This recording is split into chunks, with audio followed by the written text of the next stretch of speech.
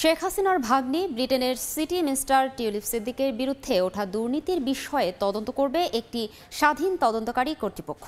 যুক্তরাজ্য সরকারের independent ethics adviser sir লাউরি Magnus এ বিষয়ে তদন্ত করবেন বলে জানিয়েছেন প্রধানমন্ত্রী কিয়ার স্টারমার।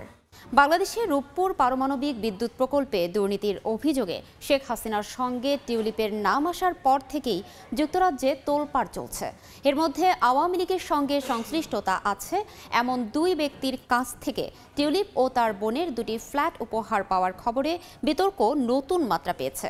সোমবার দ্য গার্ডিয়ানের খবরে বলা হয়, তদন্তের আহ্বান জানিয়ে যুক্তরাজ্যের প্রধানমন্ত্রীর উপদেষ্টা লাউরি ম্যাগনাসের কাছে চিঠি লিখেছেন টিউলিপ। এতে লেখেন, গত কয়েক সপ্তাহে গণমাধ্যমে খবরে আর্থিক বিষয় এবং সাবেক আওয়ামী লীগ সরকারের সঙ্গে তার পরিবারের সংযোগের বিষয় উঠে এসেছে, যা সঠিক নয়।